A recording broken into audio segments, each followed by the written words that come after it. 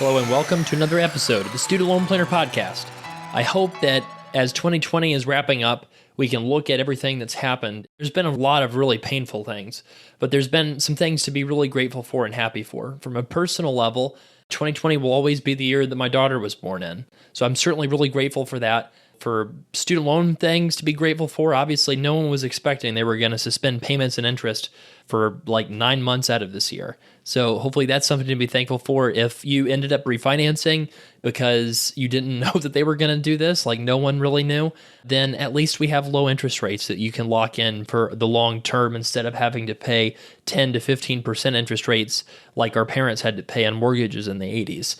So if you look at it, I hope that in your own life, as we just reflect on this really, really difficult year, obviously if you've lost a loved one or something, you've been affected personally by this pandemic, my thoughts, prayers are with you. But let's look forward to the future. Let's think about the time when this is no longer something that we have to think about constantly, something when the search volume in Google for how many cases are there in XYZ state, there's almost zero volume at all for those search terms. I can't wait for that to happen. So 2021 vaccine, here we come. But until then, let's talk about something. I wanted to do this episode actually for a while now. So I've been really interested in doing kind of a freewheeling episode on tips by occupation for just overall student loan strategy, right? And so Student Loan Planner sees a lot of different occupations that are affected by the student loan crisis.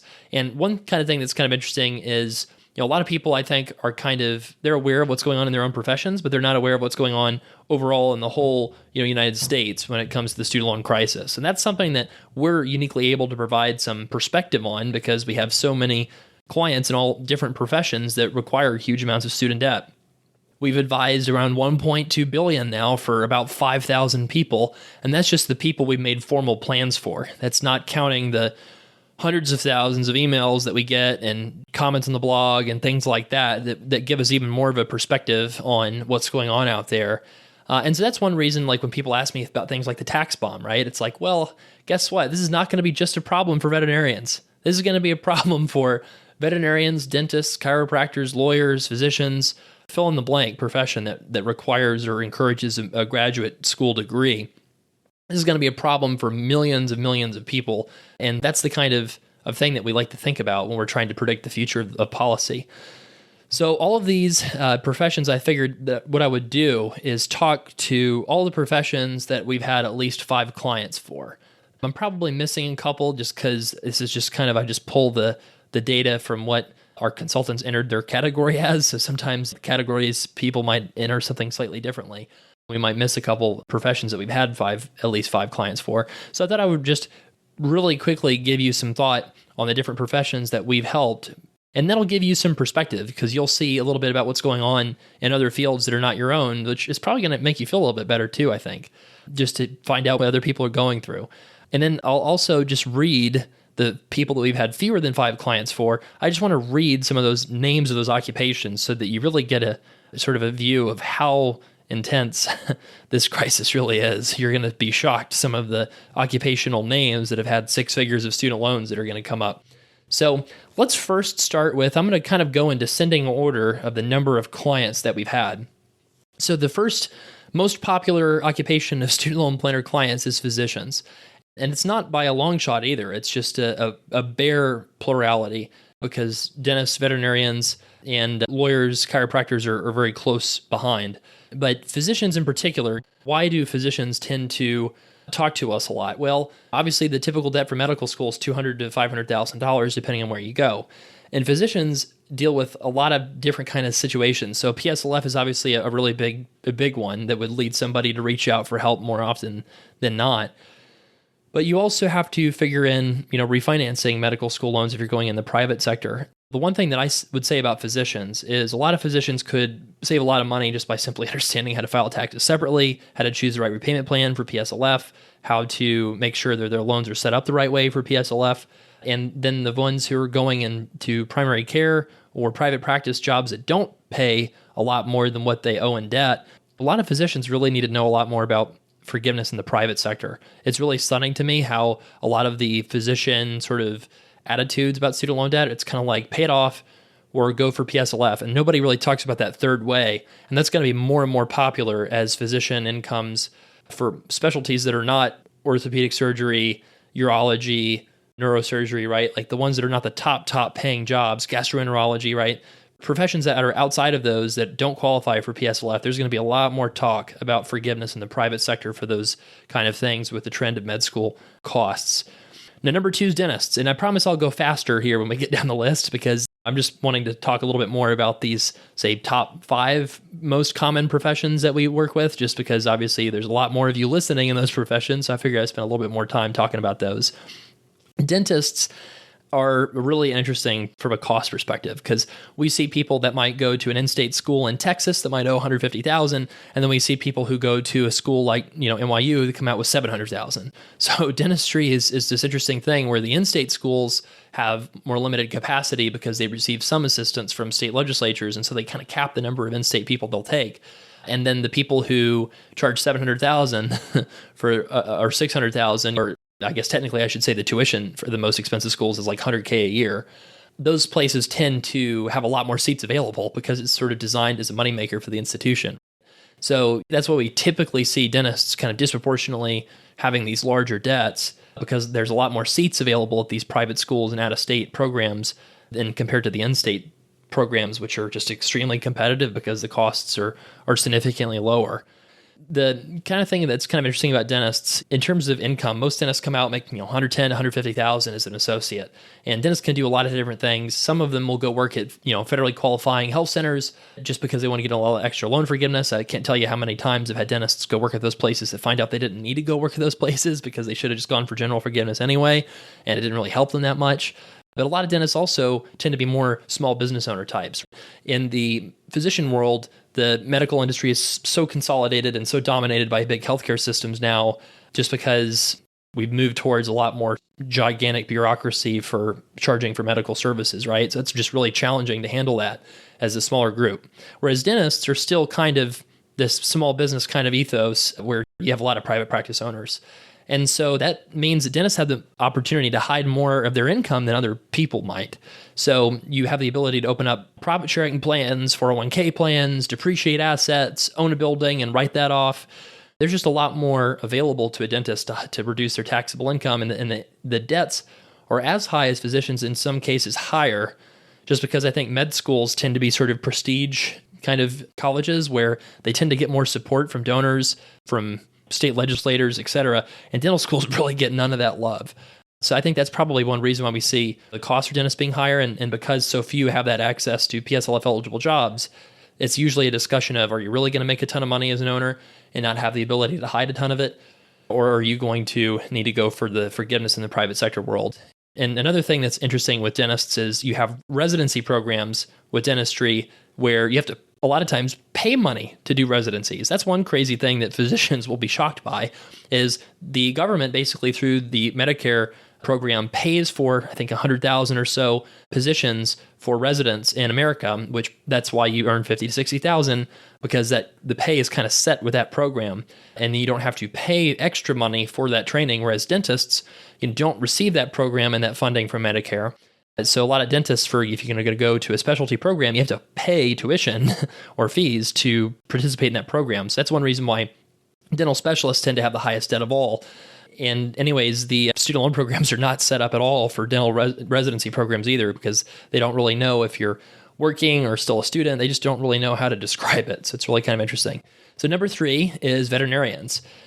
So I'll say that the vast majority of veterinarians trend towards doing loan forgiveness, a 20-year type loan forgiveness under pay as you earn. So veterinarians, DVM degree, you're looking at anywhere from 150 to 400,000. Veterinarian degrees tend to be a little bit cheaper than dental degrees just because the income potential is a little bit lower. So I think that they recognize that and try to charge a little less than the dental schools do.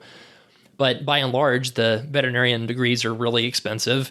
And plus, your income is going to be a lot more limited simply because to be in a place where you're going to make a ton of money, you also kind of have to be in a place with a lot of wealth and a culture of spending a lot of money on pets. I think that that's just maybe a reason why in like rural areas, I'll just give you kind of an anecdotal story. We had a veterinarian that was working in the Southeast US, and she was pretty depressed. And I was like, why are you depressed? And she says, well, I have all these patients come in all the time, or all these customers come in all the time, bring their dogs in, and because they backed over their leg with a truck and they don't have $500 for me to do this simple surgery to fix their leg. So I have to put them down because it's $50 or $100. And it's just really depressing. And I'm like, wow. And then you hear stories about vets in like San Francisco and New York City where people would not necessarily have a problem with spending $5,000 on a surgery to save their dog's life. And it's just kind of an interesting dynamic where veterinarians don't quite have that same income potential as dentists do. So it just makes them a lot more likely to go for forgiveness as a profession overall. Also, with residency programs in veterinary medicine, while I don't think really many of them charge tuition or anything, it's still kind of a really intense life where you're making $30,000 or $40,000 and just working your tail off and to be a specialist. So it's just real fascinating sort of professions there. Those are all medical professions. So I'll talk about one that's not, lawyers. That's our number 4 client occupation. So if we think about tips for lawyers, you tend to be kind of a big law kind of a situation where you're making a ton of money in a big city, working crazy hours, or something like more of a corporate type law field where maybe you are in-house or you are making good money, but less money than big law. And then you also have the smaller firms, you're making 60 to 80,000 in some suburb somewhere doing family law. And also the public servants that are making less than that, being public defenders or assistant DAs or something like that. So you just certainly have that dynamic of, it's kind of similar to physicians, where there's a lot of paths to PSLF, except in the lawyer world, there's very few paths to PSLF that involve a really high income. So that's one thing about PSLF is it is such a generous program to the physicians out there, because if you're a lawyer and you're taking a job at a city government or something to do public defense work, you're going to make almost no money. Whereas if you take a job at a major healthcare system that happens to be nonprofit, you can make almost as much money in some cases as private practice, but just happen to get paid on your W-2 with a not-for-profit and be eligible for loan forgiveness. So it is really interesting how I feel like PSLF kind of works sort of as intended in the law world, and maybe in the physician world. I feel like there's going to be some major labor market problems with the PSLF program that's going to cause, with conflicting with like for-profit hospitals. They're going to finally realize when people start getting PSLF en masse that, oh shoot, this makes us extremely uncompetitive in trying to hire people. So we're going to start opposing this program, or at least try to get our physicians included. So with lawyers, it's a little different because healthcare professionals often make a ton of money for being in a out of the way place, right? Healthcare professionals do. With lawyers, you kind of get paid a lot of money for being in a big town that's at a big firm. So it's a little different dynamic. And there's also a lot of people in law that are in a big law firm and making a lot of money that don't want to be there and are working crazy hours and are trying to look for an exit. So what I find is a lot more lawyers than think that they should need to go for loan forgiveness, because a lot of them don't realize that, okay, if you make 3 years of super high money, that doesn't mean you can't stop that kind of gravy train and just do an income-driven plan and use all that savings that you had to sock away money for retirement and savings and doing your next venture, whatever that is. It seems like lawyers might be a little bit less entrepreneurial than some of the professions out there, but that does exist out there. It's just not super common compared to, say, dentistry, where there's just a very easy, straightforward path to being a solo doc practice owner. So that's kind of interesting with lawyers. Another one, our 5th kind of most popular, is chiropractors. So chiropractors really have it tough. Let me just give you some stories here. If I had a nickel for every time someone told me that their chiropractic college told them they were going to make 6 figures and have an easy doctor lifestyle, then I would be super rich, because that's basically what all of these colleges like to do. In my opinion, the most deceptive, aggressive advertising tends to be done by chiropractic colleges too. Just one example, a student at a chiropractic college told me once that the college would pay for students to come out and tour the campus, pay for their flight, their hotel, their meals, give them a per diem. And why would you do that? Well, what you need to do is bring people into your conversion funnel, right? And so if you have a product that's extremely profitable and probably difficult to convince people to sign up for, what do? You try to bring more people into your conversion funnel so you can convert X% of them and make a lot of money. And so if you're charging somebody $250,000 for a chiropractic degree that on average pays someone $50,000, what you need to do is make wild, over-exaggerated statements, and you need to do what it takes to bring people over to your campus to check out the campus so you can try to convince them in person. So I thought That's kind of a practice that should probably be banned unless this college is going to give you some sort of full scholarship. That would be a little different if they were paying for your visit because they were recruiting you like an athlete that's getting a scholarship. But that's not obviously what happens with chiropractic. So we've had successful chiropractors, but I'll say out of the 233 chiropractor clients that we've had, I probably can count maybe 10 that have been making a six-figure income. Now, obviously, we have a little bit of a selection bias problem because people that have really high debt that maybe don't have their finances like 100% under control, making a ton of money, right, are more likely to talk to a student loan planner than people that might be really successful as chiropractors. But I will say that I've seen plenty of extremely high income, high net worth people actually in other professions that have contacted us that have had a lot of student loan debt that are just trying to figure out the most efficient way to handle it. So I do feel comfortable saying that as a chiropractor, the good news is if you enjoy the work, you can do it and you can make similar income after paying for your student loans, 10% of your income plus paying for the tax bomb in a brokerage account. You can make similar income to maybe what a teacher would make, right? And the thing is you also have some upside there where you could make maybe as much as 2 times what a teacher would make, or if the most successful ones could make 3 times that, right?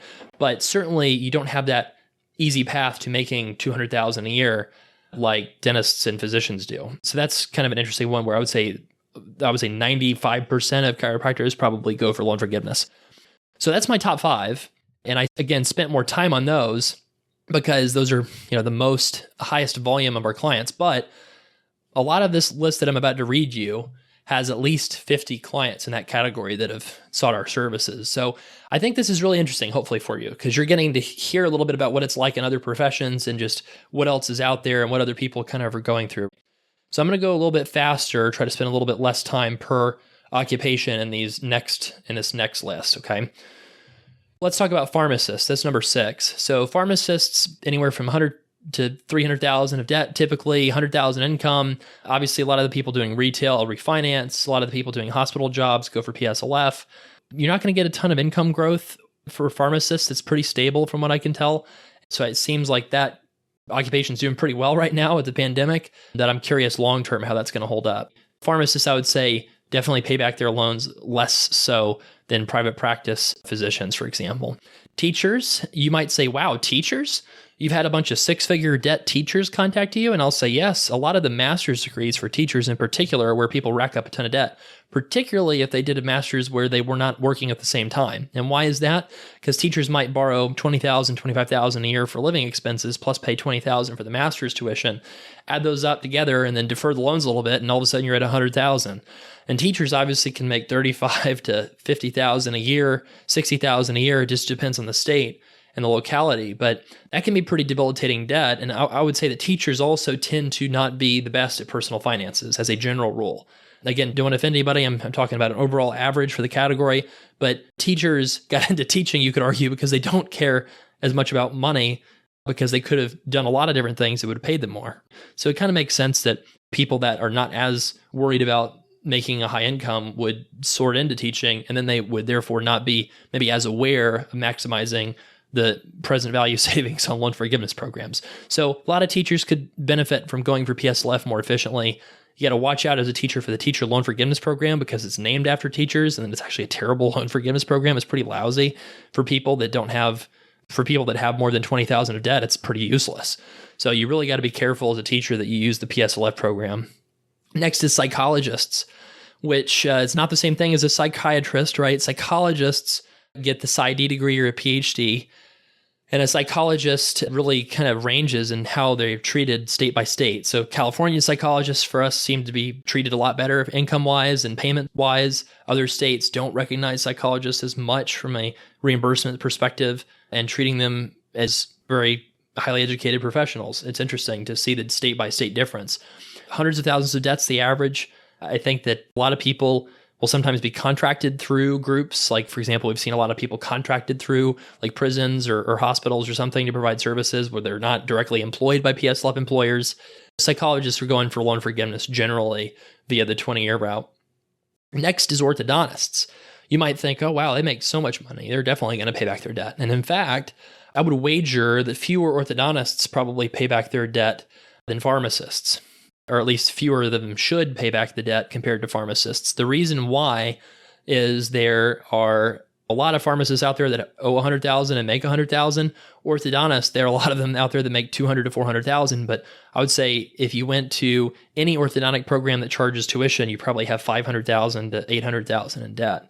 So the way orthodontics works is you do 4 years of dental school, you pay for dental school, say that's $400,000, and then you need to go to a residency program. Well, if you can get into one that you don't have to pay a bunch of tuition for, you're lucky, but those are the hardest ones to get into. So if you still want to be an orthodontist, you might go to one that charges tuition. Well, guess what? A lot of these high-cost dental schools have programs that charge you an arm and a leg. So say you go to NYU and pay $300,000 for your orthodontics residency program. Yes, residency, they charge you money to become a specialist. And so then you come out with all this debt. The good news is that you can certainly pay it off with massive income. We have had clients contact us that have made over $800,000 a year within a few years after finishing training. I mean, you talk about the biggest debts and the biggest incomes, orthodontists are candidates for that. Nurses, RNs, nurses, a lot of times you'll have a master's or something like that. There's all these masters for accelerated paths into nursing. They often cost like $100,000 or so. That's really where we see the big debts for nurses, because you would think like, well, why would you have a bunch of debt when you could go to undergrad program for that? And it's just because there's a lot of these programs that definitely charge for the opportunity to become a nurse. The good news is a lot of nurses would be PSLF eligible. Probably more nurses are PSLF eligible even than physicians, because they're never really paid through a for-profit group like some physician groups are if you do work at a hospital. But that's the interesting thing with nurses, is just watch out for those accelerated programs unless you're going to do PSLF. Now, PAs, physician assistants, one little note for you, never say physician's assistant.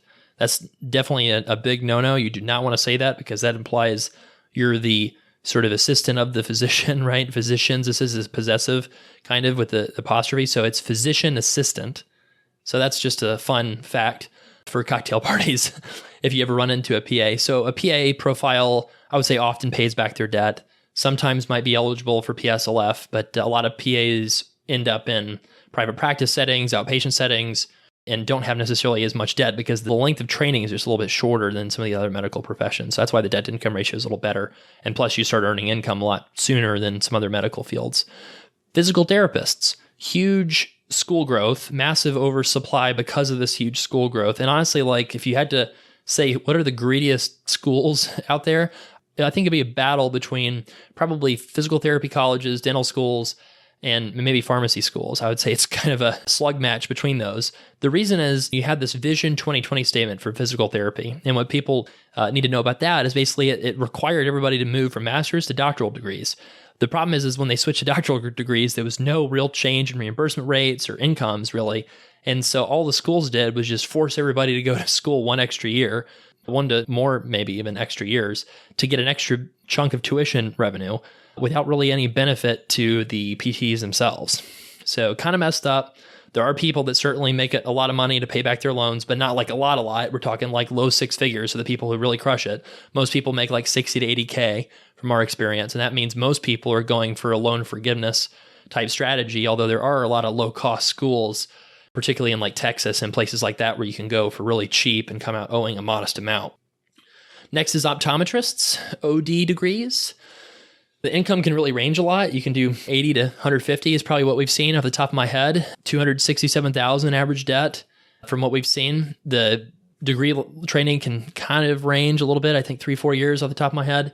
But it's interesting with optometrists because that debt's really exploded. And a lot of older optometrists will say, well, of course I pay back my debt because, again, making a lot of money. But then you've had a lot of the, I think, consolidation in the industry as well. And you have a lot more power by the big players in the optometrist world where they can sort of negotiate more heavily and have more control, I think, over salaries they pay to optometrists. So I think that's turned the optometry profession a little bit more into a loan forgiveness kind of a world where you're doing the 20-year loan forgiveness kind of path and fewer opportunities to do PSLF eligible jobs in some other professions. Next is social work. Social workers often have to get an MSW, Masters of Social Work. That can often cost, on average, for our clients, $125,000 is the average debt of our social worker clients. It's been about 3 dozen of them that we've helped. Usually they're doing PSLF. Sometimes they'll do part-time work, and in that case, you want to make sure they're eligible for the 20-year loan forgiveness. I guess the good news is that a lot of social workers qualify for PSLF. But again, like other professions that people don't go into for the money, oftentimes means that they don't get the kind of personal finance guidance that social workers deserve, because it's just the reality of working in the financial profession that a lot of people want to maximize the value of their hourly wage. And think about it like this. If I spend an hour with a social worker and help them with their finances, or an hour with a physician and help them with their finances, if I'm going to have a recurring engagement for financial planning, who can pay me more, right? Obviously, the physician every time. There's a lot of financial planners I know that charge $5,000 to $10,000 a year flat financial planning fees to physician families. Social workers could never afford that. And so you're going to get all that really high level advice for financial stuff to physicians and not to the social workers who need it too. So I'm glad that one thing I'm proud of with our student loan planner service is that we're able to provide an accessible, affordable solution to help people figure out what to do with their loans that probably everyone can afford. It's kind of like paying for a flight, $395 to $595. So that's one thing I'm happy for. We'd love to serve more social workers, and I know it's still a big investment for that group, but it's pretty awesome to see a social worker realize they can get PSLF and optimize for that and not have to be so stressed. Keeping down the list, just got, let's see, a few more here. Hope you're enjoying this, getting to see a little bit of different professions out there. Pediatric dentists. So we've had 24 pediatric dentist clients, and a lot of times they'll do hospital residency. So pediatric dentist is like another dental specialty thing that you have to go for training after dental school for. And a lot of times their residencies might be paid and they don't have to pay as much fees for those. I think incomes have been more like 20 to 50% more than general dentists. Pediatric dentists are less likely to have monster debt compared to some other dental specialties, just because a lot of them get these residency programs that are subsidized by hospital systems or something like that. Next is professors, 24 professor clients. Sometimes PhDs don't get funded, and then you have to take out a lot of debt. A lot of professors will work at colleges, would be eligible for PSLF. Next is DNPs, nurse practitioners. So you've got to do 3 to 4 years of training, a little bit shorter than obviously medical school and for a lot of programs, and you make money faster as well. And you can make 6 figures. Most nurse practitioners in our experience do make 6 figures right out of training. I think that a lot of them have that opportunity to do PSLF, but I would say the ones that are not doing PSLF, I would say the majority that are not doing PSLF of nurse practitioners are refinancing and paying it off. It's actually one of the best debt to income ratios of any graduate degree, one of the best ROIs of any graduate degree in terms of how fast that degree pays for itself. Next is endodontists. Endodontists do root canals. I think that endodontists are probably a little bit less than orthodontists in terms of the total debt that we've seen. I think that maybe there's some more 2-year programs out there maybe for endo compared to maybe 3-year programs for orthodontics. But a lot of times these folks, endodontists, will travel around different dental offices doing procedures. A lot of people make 1099 income, which gives a lot of opportunities to reduce your taxable income and go for loan forgiveness if you want. Sometimes endodontists have some weird problems that you're getting paid a bunch of 1099 income. It can be a little more challenging to qualify for things like a student loan refinance or a mortgage. And so generally a lot of times people might need to wait a year to have a 1099 sort of proof of income to use for a lot of those kind of things. I don't know what number we're on, but now we're on acupuncturists. Acupuncturists go to schools, and this is what the name of the school is called, okay? The name of the schools, they're usually called Colleges of Oriental Medicine. Some go by the name College of Chinese Medicine. Acupuncturists tend to have, and a lot of the times you'll see these programs combined with naturopathic programs, but this is one of the worst debt to incomes, period. It's very similar to chiropractic, except chiropractors are something that at least people will see it, and a lot of especially working class patients will say oh, of course, your truck drivers of the world, right? They're going to go to the chiropractor. Acupuncturist, that demand can be kind of a little bit more place by place. And I think there's a lot of maybe clustering effect too, where a lot of acupuncturists will set up shop where there's other acupuncturists because maybe there's a lot of more demand where people are setting up shop, I guess. And that results in a lot of competition in the areas that do have them and drives down the incomes accordingly. So certainly, a lot of these schools, I just have no idea why the Department of Education allowed these kind of institutions to take out graduate school level debt. This is something that should absolutely not cost $200,000 given the incomes that people have. And obviously very few PSLF eligible jobs out there to be had for acupuncturists. Architects, masters is what really stings here. $200K average debt that we've had for our architecture clients. Most of all those folks went to master's programs. And it's just one of those things where becoming an architect is really competitive. You can do the undergrad path, but it's really, people would assume, oh, you're an architect, you make a lot of money. Well, we see that it really takes a while to build up to that point where you're making a lot of money, and you kind of have to put in your dues along the way. Some architects end up going for the loan forgiveness route, probably a lot. Some go for the refinance route, especially the ones that just got by with just their undergraduate. Periodontist is next. 16 periodontist clients, $580,000 of average student loan debt. This is a dental specialty. You work on gum disease, implants, things like that. Less extreme debt than orthodontics, perhaps, but in lower income as well. But it's kind of like a in between in terms of you're going to make more than a general dentist, but you're going to have more debt. Speech language pathologists is next. Speech language pathologists also, they go by SLPs, which is kind of like student loan planner, SLP, right? So they have a special place in my heart. Fun fact, if you're still paying attention, because this is a long list, Cassie from The Bachelor was an SLP assistant, I think, a speech language pathology assistant. Fun fact, right? There you go. It's a little secret about me. My wife and I like watching The Bachelor sometimes. Sometimes, not all the time. Don't worry, I'm not that extreme. But anyways, speech language pathologists have a similar profile to social workers. Slightly higher income, would probably do PSLF. I think some of them have a little bit more of a private kind of setup, but 100-something thousand is the typical debt we see for speech language pathologists. Continuing down the list, oral surgeons. Oral surgeons are one of the highest debt folks we work with, also one of the highest income. So you have 4-year and 6-year programs. 6 years, the one where you do a medical school degree, which is kind of interesting, and then 2 years of med school and 4 years of residency after dental school. So you really borrow a lot for that one. I'll say that the 4-year programs, oral surgeons end up not necessarily owing a ton, because usually these residency programs for oral surgeons are paid.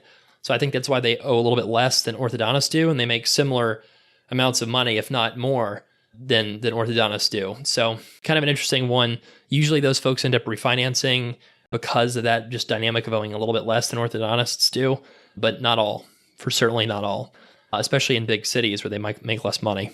Next is managers. Those are corporate folks, maybe managing like a Target, for example. And most of those folks are going to go for a refinance. If you are working in corporate America, you probably just need to pay back the debt, especially because more and more employers are coming out with assistance programs. It just generally makes sense.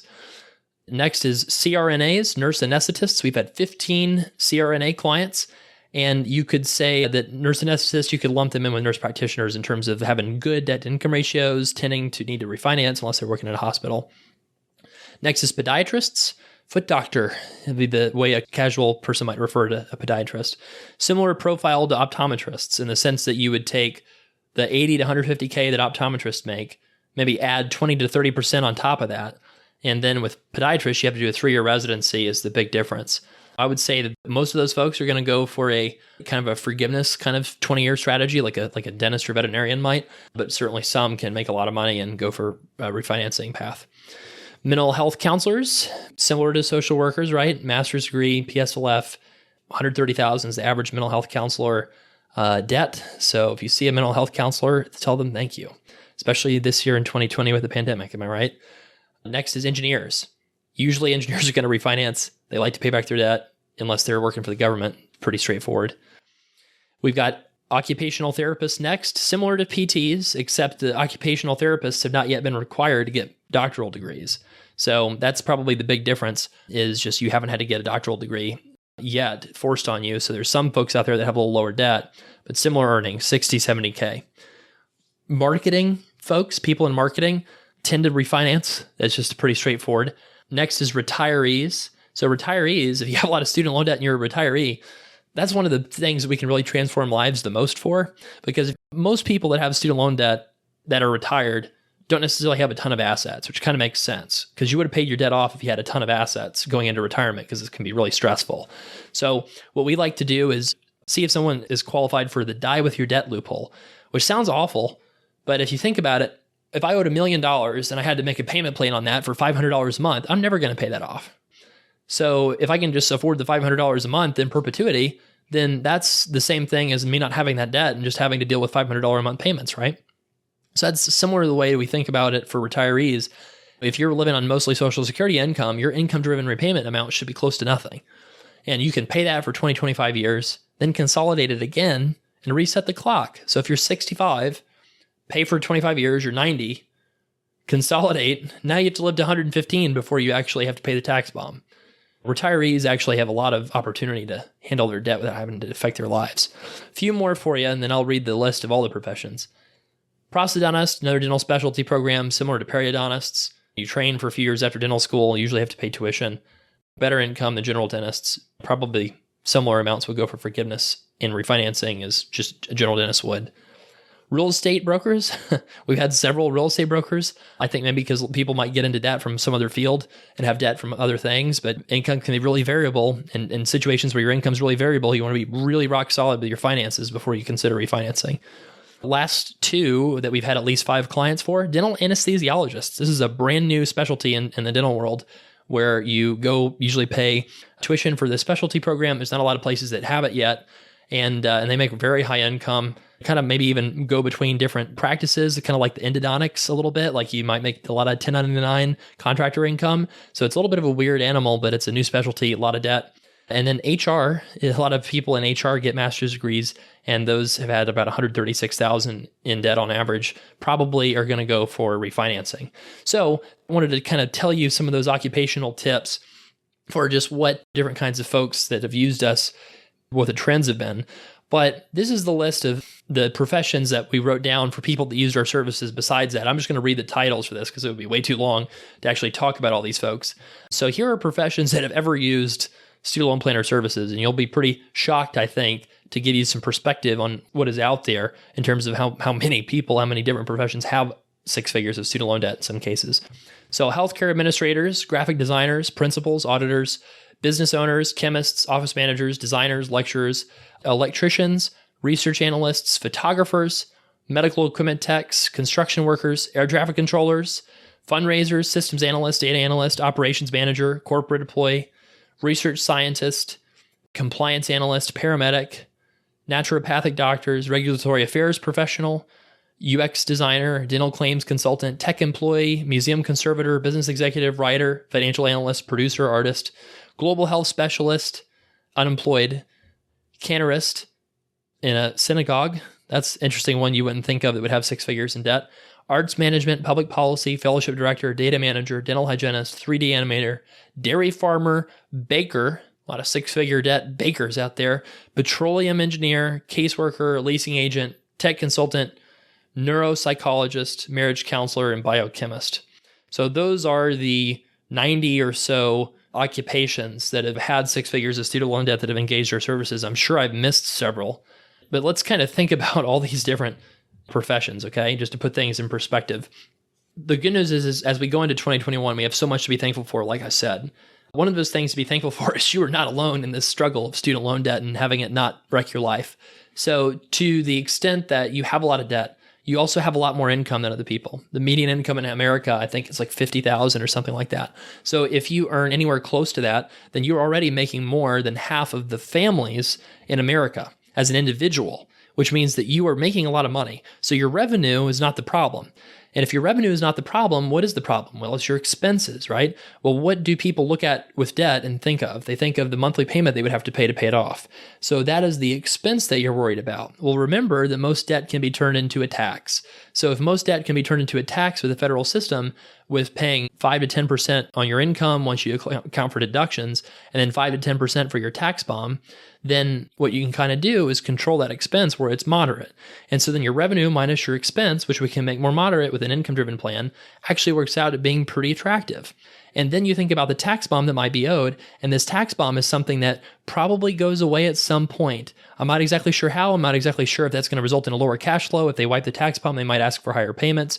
Who knows exactly, right? But one thing I can feel pretty sure of is that we're going to have a big issue with all these people having this tax bomb at once. And it's going to be dozens and dozens of occupations with millions and millions of people in these affected occupations. All these professional groups, all these lobbying groups lobby for special treatment from Congress as it is, right? So you have all of these folks that are seeking out a specific kind of treatment, maybe reimbursement rates or having certain kind of programs extended to them, having some sort of treatment in the tax code, right? Now imagine all these professional groups groups from all the professions that I mentioned, all lobbying together at the same time, asking for better treatment when it comes to student loans and student loan taxes in particular, that's going to have a big impact. So just think about that. Remember, if you want to go back and try to find your profession, what you can do is probably just go to the show notes for today's episode, which you can just find on the blog, and then you can actually look at the podcast category and look at the show notes, and you'll see kind of the order in which I talked about things, so that you can go back and figure out, okay, about when in the episode did he mention my occupation, because I want to go back and listen to that. But with nearly 100 professions that we've helped that have had six figures in student loan debt, we see a lot of things. Obviously, I'm sure that some people are going to listen when I talked about your occupation and think, oh, you kind of missed the mark there. I understand. I'm just trying to give you a high-level view off the top of my head of all the professions that we've helped. So I just want a lot of people think, well, he help physicians and dentists or something, but what about me? I'm a mental health counselor. How is he going to help us? Well, we've helped a lot of you. We've helped all these people in all these different professions. So don't think that we haven't seen a lot of different trends from different things people are going through. And the good news is as we build up the number of clients in a particular category that we've helped, sometimes we identify things in a consult, such as like, hey, did you realize that you're in the bottom 10 percentile for pay for your specialty or your profession in your area? And that's something that we can do, obviously, especially for the fields we've had more than 100 people use our services. But that's one thing that's kind of fun to do is help people advocate for themselves and put themselves in better situations financially, and just make them aware of all of their options and everything. So I really love doing what we're doing, because it really does apply to anyone with six figures of student loan debt, and even five figures in many cases. You can save somebody a ton of money. I know that we're going to probably have some news over the holidays as I'm recording this.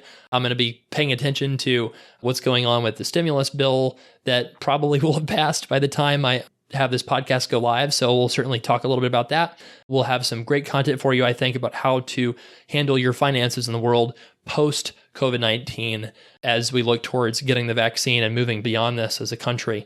We'll certainly talk about that in the first few episodes of 2021. Thank you so much for being a podcast listener. If you have any feedback, obviously, I'll always love to hear it. If you have questions for the podcast you'd like us to feature, obviously, you can go to studentloanplanner.com/voicemail for that. Thank you. Have a wonderful New Year celebration. I don't know what you're going to do. Maybe I'll probably drink some spiked eggnog or something to celebrate. Maybe that's gross. I don't know. But feel free to let us know. Podcast at studentloanplanner.com if you want to share what you're doing for New Year's Eve. Take care and have a good rest of 2020.